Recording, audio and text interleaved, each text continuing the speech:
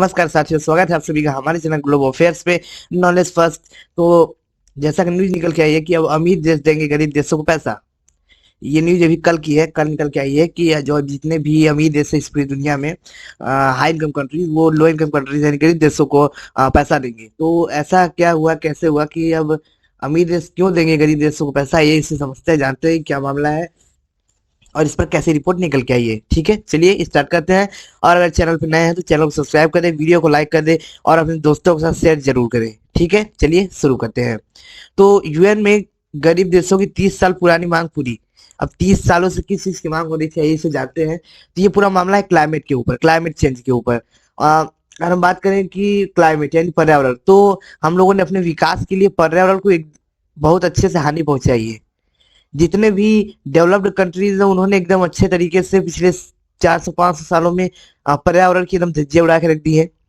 बहुत सारा प्रदूषण किया और आज अमीर देश बन के आराम से बैठे हुए हैं और दुनिया भर का मजा लूट रहे हैं। और जो गरीब देश है जिन्होंने की उतना नुकसान भी नहीं किया, वहां पे वो लोग उन पर्यावरण से होने वाली दिक्कतों का सामना कर रहे हैं, जैसे बाढ़, सूखा, भूकंप इत्यादि। और ऐसे में जो अमीर देश है उनके पास तो पैसा है, वो तो रिकवर कर जाते हैं, बट जो गरीब देश होते हैं वो रिकवर ही नहीं कर पाते हैं अगर उनके यहाँ कोई प्राकृतिक आपदा आती है। प्राकृतिक प्राकृतिक जो आपदा आ रही है उसका सबसे बड़ा कारण है कि जो अमीर देश है, जो इंडस्ट्रियलाइज देश है, उन्होंने एकदम बढ़िया से यूज किया है हमारे पर्यावरण का, एकदम अच्छे से दोहन किया है। लेकिन जो गरीब देश है जिन्होंने दोहन भी नहीं किया, हम अपने आप को अमीर भी नहीं बना पाए। एंड उसके बाद सबसे ज्यादा दिक्कत भी उन्हें झेलनी पड़ रही। ठीक है, तो इसी के ऊपर मीटिंग चल रही थी यूएनएफसीसीसी में। तो यूएनएफसीसीसी क्या है, चलिए ये सब सारी चीजें आगे डिस्कस करते हैं। तो जैसे कि आप रिपोर्ट देख सकते हैं द हिंदू का, COP27 establish loss and damage fund for climate reparation. तो केस चल रहा, मीटिंग चल रही थी जो हमारे यूएनएफसीसीसी में, कि जितने भी गरीब देश हैं, जो कि अमीर देश हैं, वो गरीब देशों को लॉस एंड डैमेज फंड देंगे क्लाइमेट रिपरेशन के लिए। यानी जिन्होंने भी क्लाइमेट को बिगाड़ा है वो जो गरीब देश है, जो कि क्लाइमेट से जो क्लाइमेट का उतना लाभ नहीं उठा पाए, उसके बाद भी दिक्कतों का सामना कर रहे हैं, उन्हें वो पैसा देंगे। ठीक है, तो ये जो मुहिम है अभी, ये हाल में जो इजिप्ट में सेम अल शेख नामक जगह पे मीटिंग हो रही थी, COP27 की, COP27 की मीटिंग हो रही थी। इसमें जो मुख्य लीड करता था वो इंडिया, ब्राजील और एशियन कंट्रीज थी, जो कि एकदम अच्छे से दबाव बनाए वेस्टर्न कंट्रीज पे। इससे पहले बात करें तो COP26 में जो विदेशी जो अमीर देश है, जैसे Germany, France, UK, America, Canada, ये सब माने तो थे, बट बहुत ही कम राशि, मतलब कि कुछ 700-800 बिलियन रुपए पर ही अपने आप को बढ़ाना चाहते थे कि हम लोग इतना रुपए देकर बच जाए। लेकिन इंडिया और बाकी देशों ने ऐसा होने नहीं दिया। आइए देखते हैं और चीजें क्या हुई। तो जैसे कि आप लोग देख सकते हैं, आपका यूएनसीसी की वेबसाइट पर है कि जो ब्रेक थ्रू है वो आ चुका है और अब सभी अमीर देश, जो भी गरीब देश है, लॉस एंड डैमेज उनको देंगे। अ, जैसे कि आप देख सकते हैं कि ऐसा क्यों हुआ, तो मैंने इसके बारे में बता दिया। वैसे कोई भी विदेशी जो अमीर देशों के लोग थे वो नहीं हुआ तैयार थे, लेकिन भारत, ब्राजील और भी जैसे गरीब एशियाई देश और अफ्रीकी देश, सभी लोगों ने दबाव मिलकर बनाया। तो ऐसा हो गया और किया गया ऐसा। ठीक है, जैसा कि आप देख सकते हैं यहाँ पे COP27 की तरफ से ऑफिशियली ट्वीट भी किया गया है कि history was made today COP27, जो कि पिछले 27 सालों से जिस चीज की वास्तव मांग हो रही थी क्लाइमेट चेंज के ऊपर लेके, उसके ऊपर आखिर में फैसला आ ही गया है। ठीक है, तो This बाकी आप देख COP सकते हैं जो has हमारे taken an important Antonio step towards Guterres है, justice. I welcome the decision to establish a UNFCCC loss जो and damage UN fund chief, उनका भी and to आप प्रयास operationalize सोच it सकते in the हैं coming कि period. जो COP27 है उन्होंने Clearly, एक this will not be enough, but it is a much ऐतिहासिक फैसला needed लिया है जो political कि आने signal वाले to समय में rebuild हमारे broken क्लाइमेट को बनाने में trust. बहुत ज्यादा महत्वपूर्ण योगदान करेंगे। अब हम देखते हैं कि पैसा लिया This किससे COP जाएगा, दिया किससे जाएगा। तो बात यह है कि अमीर देशों से लिया जाएगा और गरीब देशों को दिया जाएगा। तो कैसे पता चलता है कि दुनिया में कौन से देश अमीर है और कौन से देश गरीब है, उससे पहले हमें ये तो पता नहीं चाहिए। तो अगर हम यूएन इकोनॉमिक सिचुएशन की बात करें तो 3 प्रकार से बांटा गया है देशों को। एक है डेवलप्ड इकोनॉमीज, ऐसी इकोनॉमी जो डेवलप हो चुकी है, और दूसरे इकोनॉमीज इन ट्रांजिशन, यानी जो न तो डेवलप्ड हो चुकी है और न ही डेवलपिंग है, वो बीच में है। और थर्ड है डेवलपिंग इकोनॉमीज।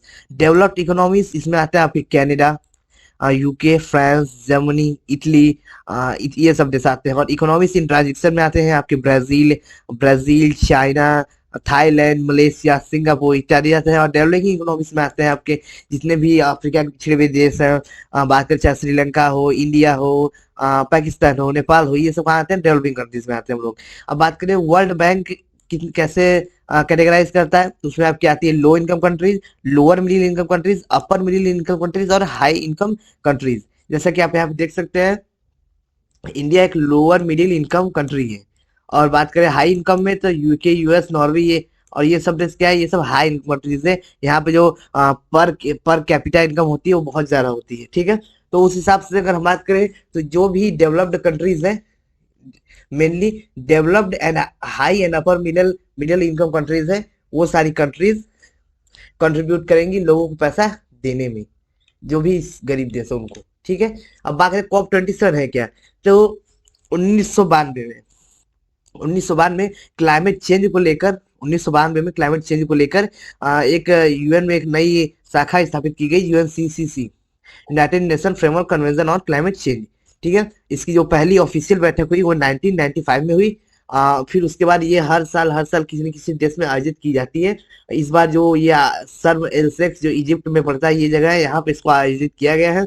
और बात करें तो अब तक का सबसे ज्यादा जो फैसला लिया गया 27 साल में, उसमें ये फैसला जो हुआ है वो सबसे ज्यादा मायने रखने वाला फैसला है जो यहाँ पे किया गया है, जिससे कि आने वाले समय में जो हमारा क्लाइमेट चेंज है, जो हमारे हम लोग कार्बन इमिशन को कम करने, प्रदूषण को कम करने इत्यादि बातें कर रहे हैं, उसमें सबसे ज्यादा प्रभावी होगा, ठीक है।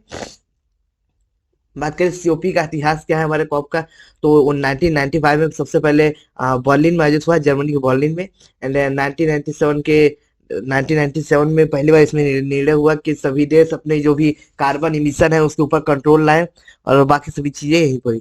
और 2007 में ये, इससे पहले इसमें केवल मतलब डेवलप्ड कंट्रीज थी, जिसमें G7 और बाकी यूरोपियन यूनियन कंट्रीज थी, लेकिन 2007 में सभी पूरी दुनिया को इसमें शामिल करने का नियम बना, ठीक है। तो बाकी बात करें तो 2021 में ये आपका यूनाइटेड किंगडम में था, लेकिन कोविड 19 पैंडेमिक की वजह से इसको नहीं किया गया।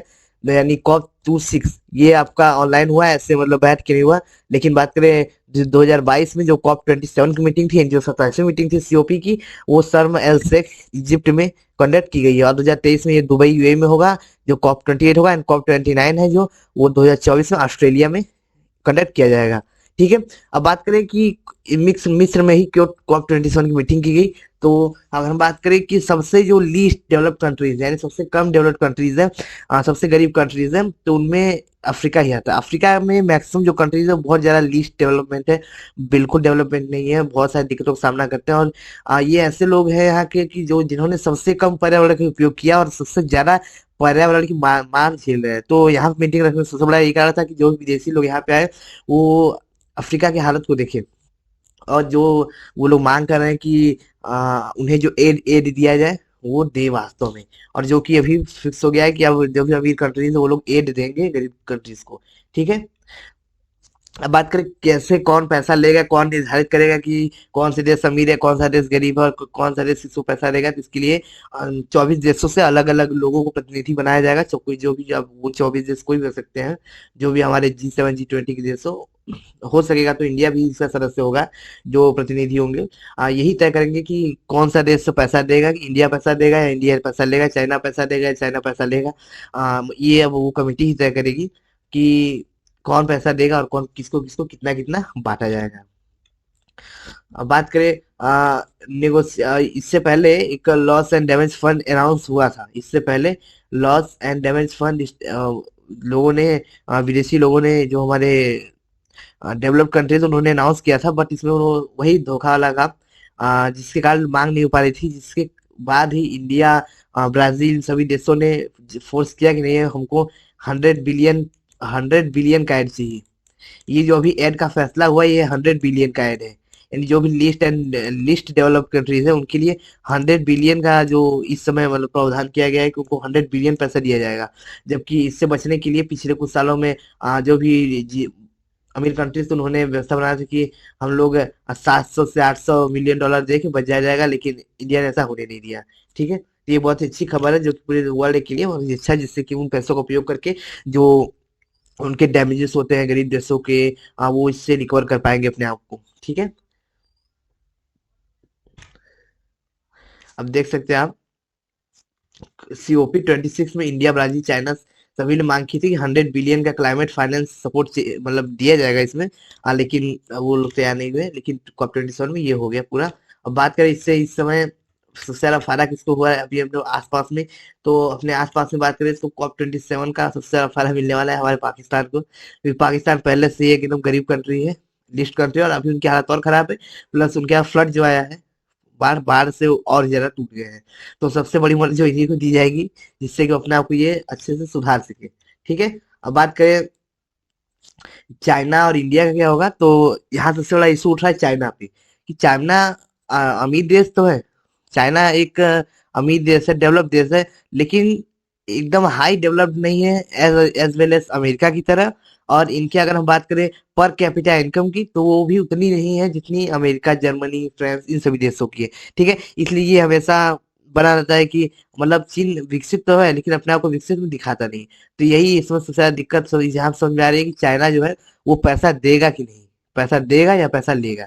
और यही हालत भारत की भी है, लेकिन भारत के वो जो भी उच्च अधिकारी ने कहा कि हमें लेना नहीं है, हमें मतलब उतनी जरूरत नहीं, क्योंकि हम लोग अपने से कैपेबल है कि जो भी दिक्कत है उनसे लड़ सके। फिर अगर कोई भी क्लाइमेट चेंज जैसे बाढ़ भूकंप आदि स्थिति आती है, तो हम लोग खुद से उसकी क्षतिपूर्ति करने में, खुद से उसमें राहत बचाव सभी में हम लोग सक्षम है, हमको नहीं जरूरत किसी चीज की। तो ये एक बहुत ही पॉजिटिव बात जो इंडिया की तरफ से की गई है। ठीक है। तो उम्मीद हो आपको पूरी अच्छे तरीके से सारी न्यूज समझ में आई होगी। मिलते हैं नेक्स्ट वीडियो में, तब तक के लिए जय हिंद, जय भारत।